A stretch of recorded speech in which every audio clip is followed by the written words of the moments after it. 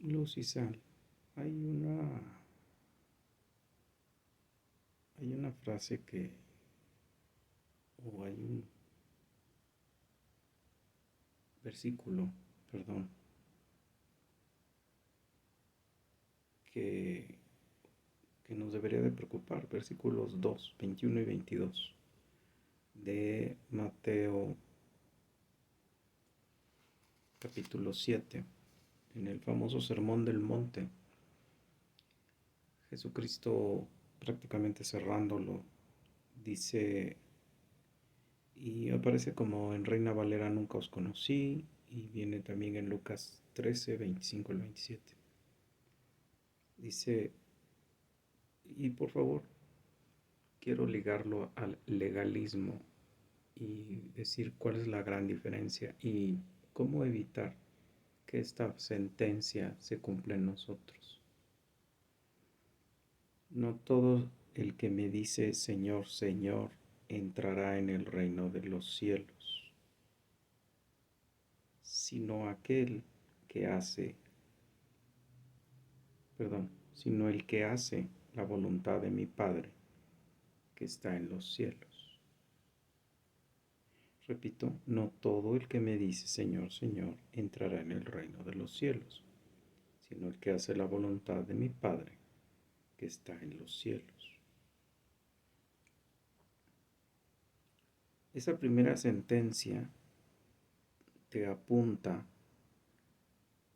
a lo que Jesús se dedica diciendo en su ministerio. Vengo a hacer la voluntad de mi Padre, a todos los que mi Padre me dio.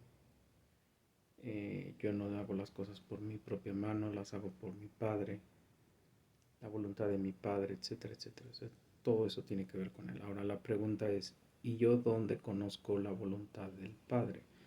Si le está diciendo a personas que no tienen todo el Nuevo Testamento, es decir, no tienen los 4 evangelios, no tienen las cartas, no tienen Apocalipsis, entonces, ¿cómo van a saber esto? O sea, ¿cómo van a entender esto? Porque la gente se queda nada más en el Nuevo Testamento y dicen, no, pues es que la ley es del Nuevo Testamento. No es cierto. ¿Con qué se podían defender los apóstoles con el nuevo, con la idea de dónde viene la voluntad del Padre? La voluntad del Padre viene en el Antiguo Testamento. ¿A quién les dijo la voluntad? El Padre. A los israelitas. Desde Abraham, cuando lo saca de la tierra de Ur de los Caldeos, hasta la ley que le entrega a Moisés, ¿no? En la ley él refleja su voluntad. Quiero que hagan esto porque son mi pueblo. Quiero que se vea la diferencia de otros pueblos con este pueblo.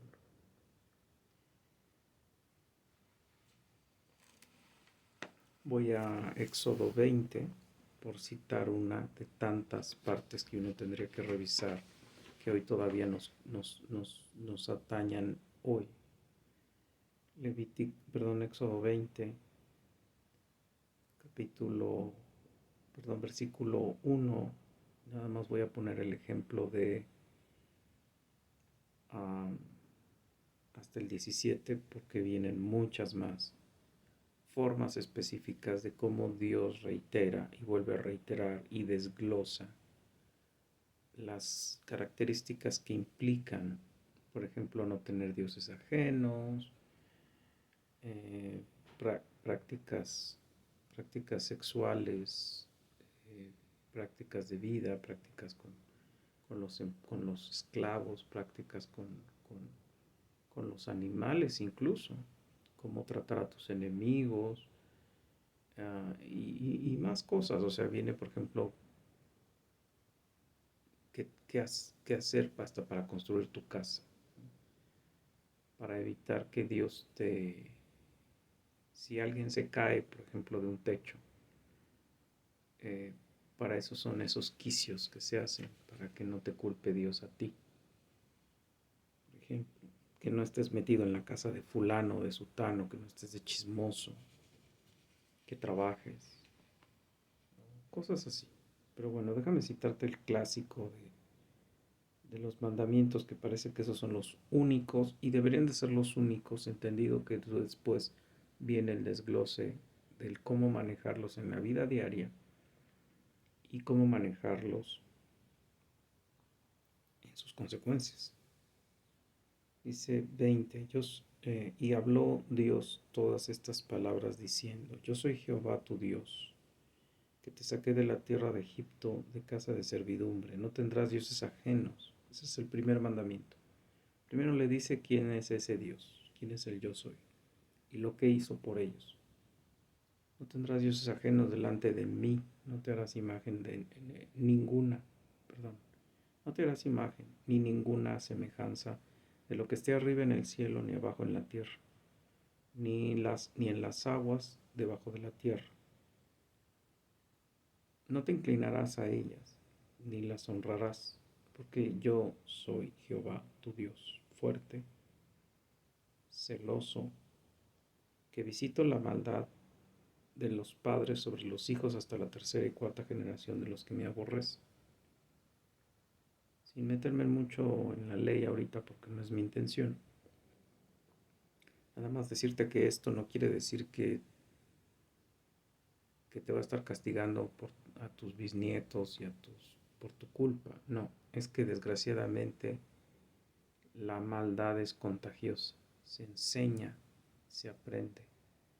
Familia pecadora generalmente produce hijos pecadores y lo puedes voltear a ver, ¿no? Dice, y cuarta generación de los que me aborrecen. Y hago misericordia a millares, a los que me aman y guardan mis mandamientos. No tomarás el nombre de Jehová tu Dios en vano, porque no dará por inocente Jehová al que tomare su nombre en vano. Acuérdate del día de reposo para santificarlo. 6 días trabajarás y harás toda tu obra, mas el séptimo día es reposo, para Jehová tu Dios. No hagas en él obra alguna, ni tú, tu hijo, ni tu hija, ni tu siervo, ni tu criada, ni tu bestia, ni tu extranjero que está dentro de tus puertas. Porque en 6 días hizo Jehová los cielos y la tierra, el mar y todas las cosas que en ellos hay, y reposó en el séptimo día. Por lo tanto, Jehová bendijo el día del reposo y lo santificó. Honrarás a tu padre y a tu madre para que tus días se alarguen en la tierra. Este es un mandamiento con promesa.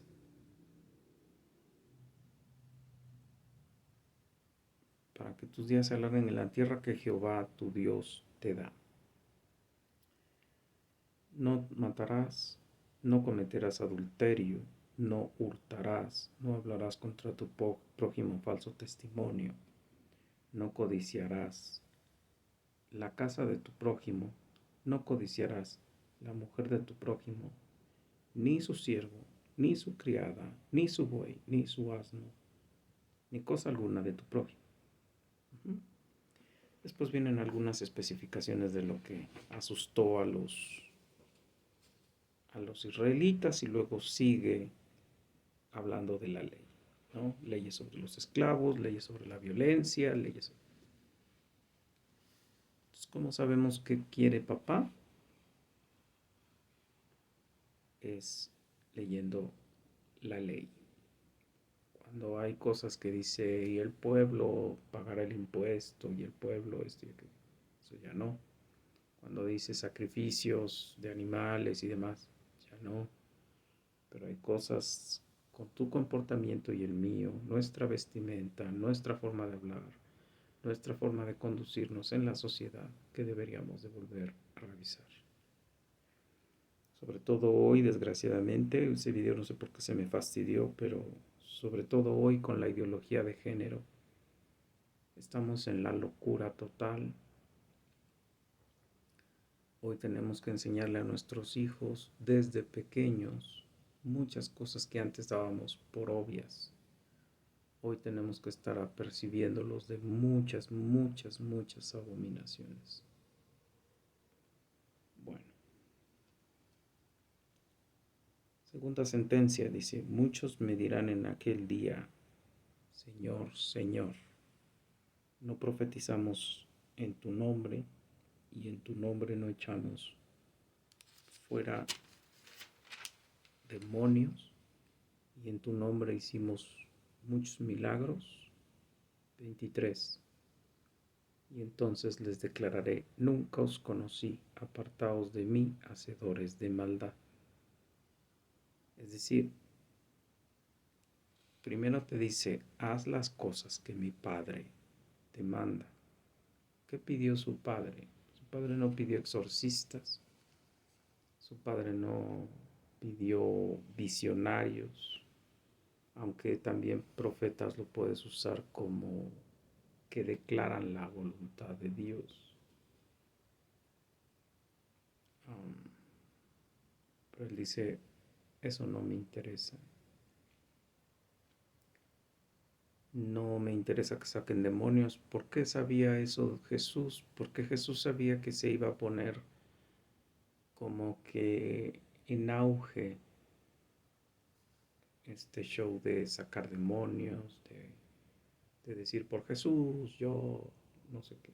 Y lo dice en Hechos, que hubo gente queriendo sacar demonios sin ser de Jesús, sin haber sido bautizados por el Espíritu Santo, y que entonces los demonios se les andaban brincando a ellos en lugar de la gente que tenía los demonios y demás, ¿no?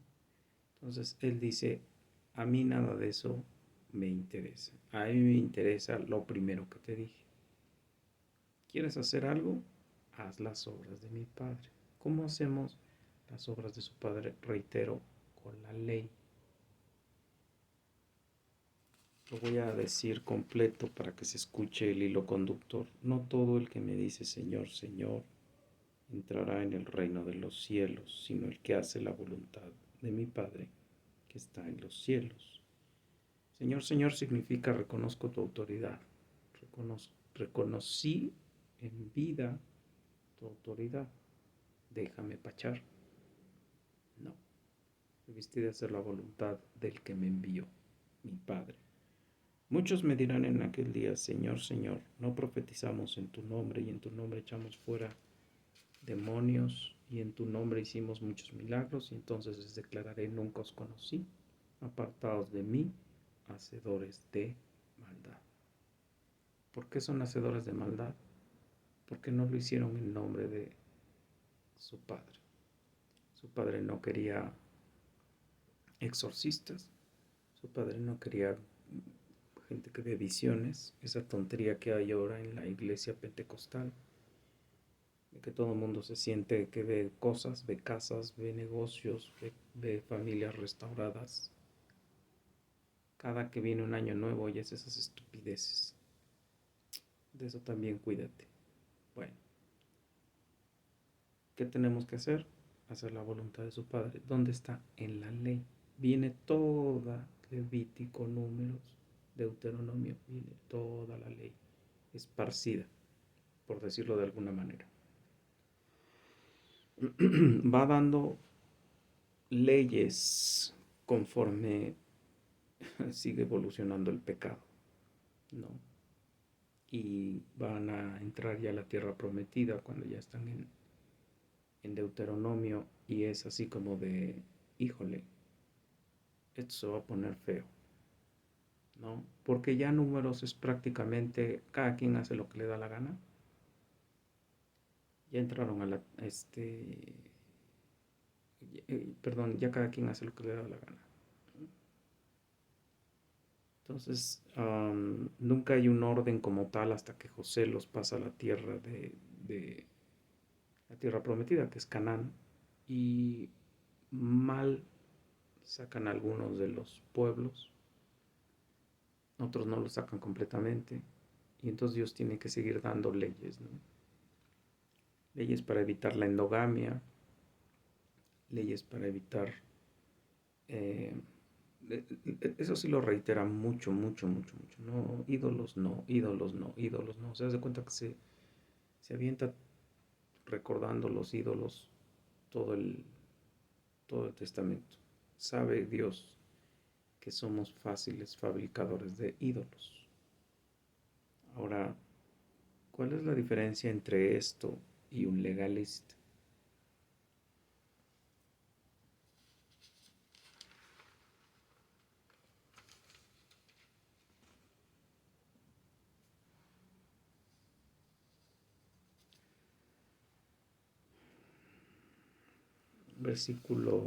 Capítulo 5, versículo 21.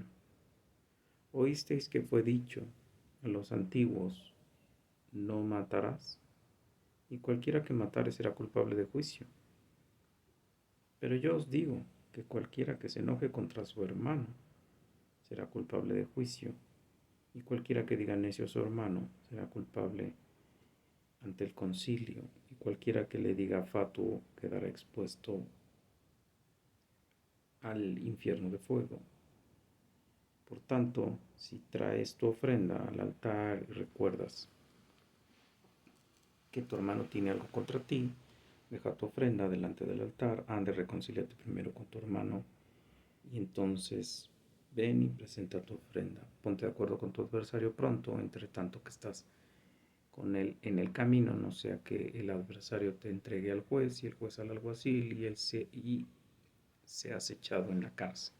Es cierto, te digo que no saldrás de ahí hasta que pagues el último cuadrante. ¿Sabes cuándo lo vas a pagar? Nunca.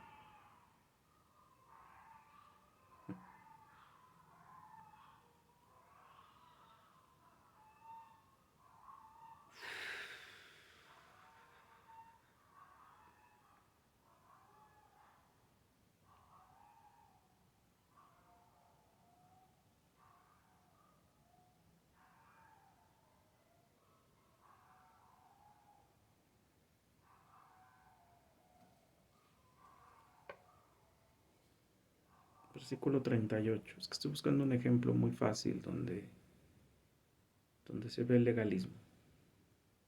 ¿Oísteis que fue dicho? Versículo 38 del mismo 6, Mateo 6. Mateo 5, perdón. Mateo 5. Perdón, es que los números me causan... Bueno, Mateo 5. Oísteis que fue dicho ojo por ojo, diente por diente, pero yo os digo, no resistáis al que es malo, antes cualquiera que te hiera en la mejilla derecha, vuélvele también la otra, y al que quiera ponerte a pleito y quitarte la túnica, déjale también la capa, y cualquiera que te obligue a llevar una carga por una milla, ve con el dos. Al que te pida dale, y al que quiera tomar de ti prestado no se lo rehuses. Y así se sigue. Oísteis que fue dicho, amarás a tu prójimo y aborrecerás a tu enemigo.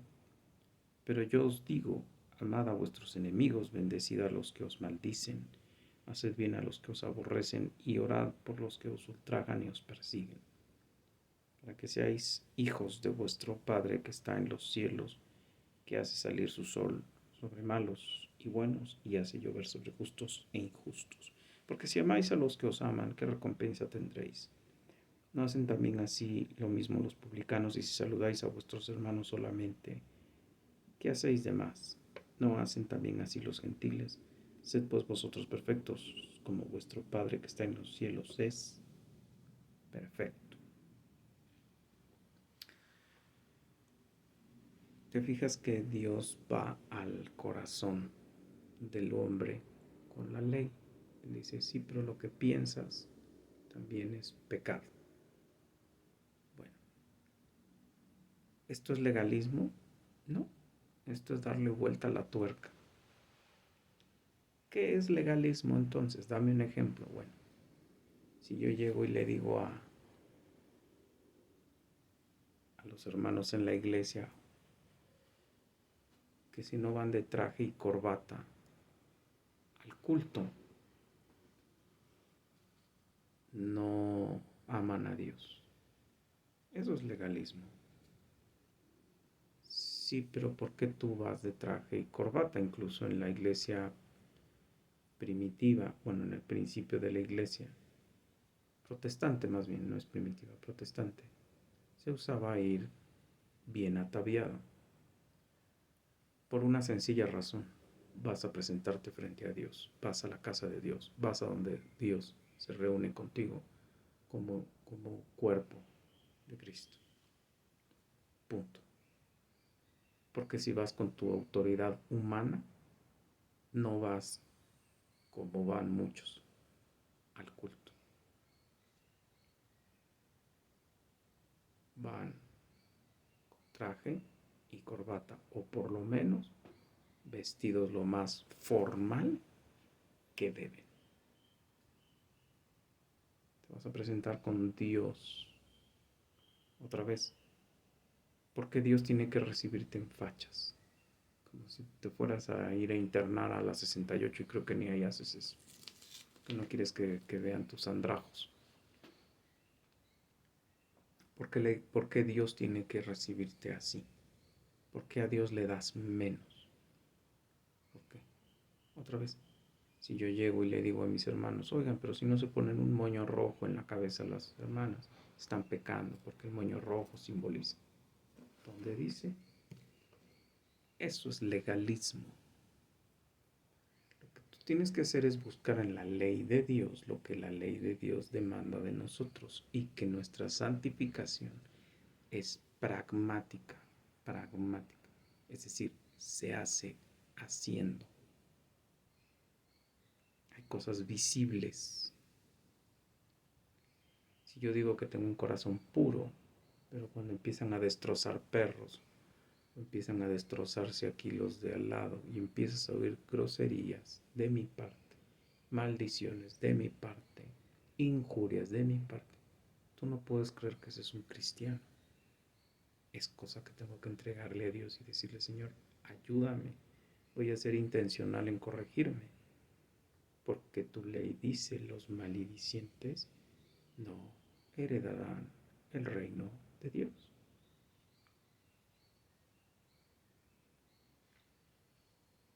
¿Me sigues la diferencia? El problema es que en Hacienda del Pueblo te dicen, no hay reglas, no hay leyes, no le digas a nadie nada de eso, porque eso es legalismo, eso es absurdo, eso es tener parámetros, líneas, lineamientos, cómo obedecer a Dios. No podemos depender de nuestro corazón, no podemos depender de nuestra buena memoria, entonces hay que estar chequeándonos con la ley de Dios. Otra vez, insisto, más ahora con la ideología de género. Hoy la ideología de género va a hacer permisibles cosas que Dios nos va a mandar a matar por hacerlas. Desnúdate con tus familiares, porque está bien, porque es normal. Estimúlense físicamente unos con otros, porque está bien, es normal. Porque hay que destensarnos, porque hoy el sexo es vida. Hoy ten sexo con quien quieras, sé lo que quieras hacer, bla, bla, bla. Entonces hay que revisar la ley, porque la ley nos dice lo que Dios abomina. Y no es legalismo, es cuidado, cuidado. Y ojalá te sirva el video, ojalá lo veas. Y ojalá de verdad Dios me dé más oportunidades como estas, donde haya menos sufrimiento alrededor. Porque de verdad, a mí sí me desgasta oír sufrir. Se llama empatía. Luz y sal.